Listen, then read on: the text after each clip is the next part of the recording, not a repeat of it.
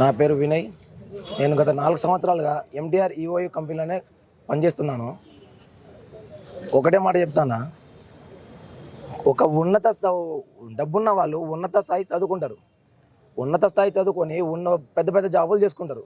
లేనివాడు చిన్న చిన్న జాబులు, వాళ్ళకి స్తోమత లేక, వాళ్ళకి ఎక్కడి వరకు అయితే స్తోమత ఉందో అక్కడి వరకు చదువుకొని ఇలాంటి ప్రైవేట్ కంపెనీలలో చిన్న చిన్న జాబులు చేసుకుంటారు.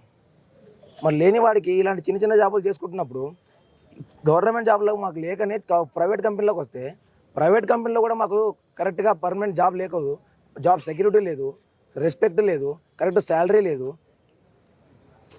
ఇవన్నీ ఒక పేద కుటుంబానికి ఇప్పుడు జాబ్ ఇక్కడ మనకు లేనప్పుడు ప్రైవేట్ కంపెనీకి మనం ఎందుకు రావాలన్నా? లేనివాడే కదా ప్రైవేట్ కంపెనీకి వచ్చింది. ప్రైవేట్ కంపెనీలోనే మనకు సెక్యూరిటీ లేనప్పుడు మరి వాడు ఎక్కడ పోయి అడగాల? సరే, మేము గవర్నమెంట్ అడుగుతున్నాం, మరి చట్టాన్ని వీళ్ళు చేతుల్లో తీసుకొని వీళ్ళకి ఇష్టం ఉన్నట్టు వీళ్ళు ఇలా బిహేవ్ చేస్తున్నారు. మరి ఇంకెక్కడ పోయి అడగాల?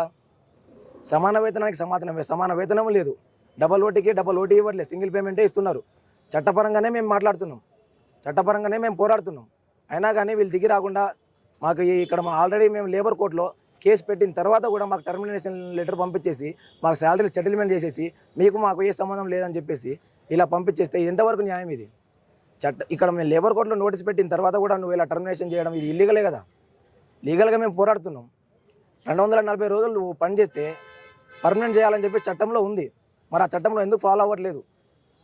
ఇలా ఎంటీఆర్ కంపెనీ మేమనే కాదు, ఎన్ని బ్రాంచీలు ఉన్నాయో అన్ని బ్రాంచీలలో చట్టాన్ని చేతుల్లో తీసుకొని అవన్నీ ఉల్లంఘిస్తూ ప్రవర్తిస్తుంది.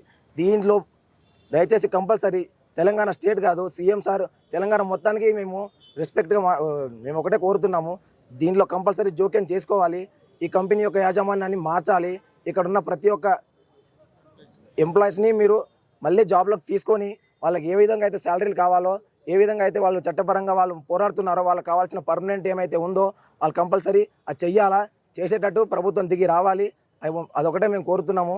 ఇంకోటి ఏంటంటే అన్న, గత 9 రోజులుగా మేము పోరాడుతున్నాం.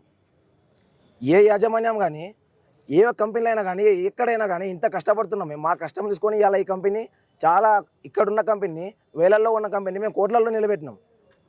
అలాంటిది మాకు ఏ సంబంధం లేదని చెప్పేసి ఇలా టర్మినేషన్ చేశారు మీరు. ఇది ఎంతవరకు కరెక్ట్? ఇది మేము న్యాయంగానే పోరాడుతున్నాం కదా. న్యాయంగానే మా హక్కులను మేము అడగడం మాకు తప్పేమన్నా? మా హక్కులను మేము అడుగుతున్నాం కదా. ఎక్స్ట్రాగా మీకు నుంచి మేము కోట్లు అడగట్లే. మాకు రావాల్సిన డబ్బునే మేము అడుగుతున్నాం. మాకు రావాల్సిన మా హక్కులనే మేము పోరాడుతున్నాం. అలాంటిది మా హక్కులన్నీ మీరు చట్టాన్ని చేతిలో తీసేసుకొని మీకు ఇష్టం ఉన్నట్టు మీరు ప్రవర్తిస్తే ఎంతవరకు కరెక్ట్? ఇది ప్రభుత్వం కంపల్సరీ దీంట్లో జోక్యం చేసుకోవాల్సిందిగా మేము కోరుతున్నామన్న. మాకు న్యాయం జరగాల.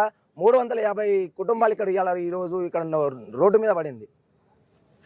ఎవరికి ఎంత కష్టాలు ఉంటాయో మాకు ఇవాళ మేము కడుపుకు అన్నం తినక, ఎండనక, వాననక ఇవాళ ఇంత కష్టపడుతున్నాం. ఏ ఒక్కరు కూడా మాకు పట్టించుకోవట్లేదు. ఇది ఎంత దౌర్జన్యం! ఇది కంపల్సరీ ప్రభుత్వం దీనిలో జోక్యం చేసుకోవాలి. వీళ్ళని కంపల్సరీ వీళ్ళ దగ్గర ఉన్న ఈ ప్రవర్తన అయితే ఏదేంతో మార్చాలి. చట్టబద్ధంగానే మాకు శాలరీలు చేయాలి, చట్టబద్ధంగానే మాకు పర్మనెంట్ చేయాలని చెప్పి నేను కోరుతున్నాను.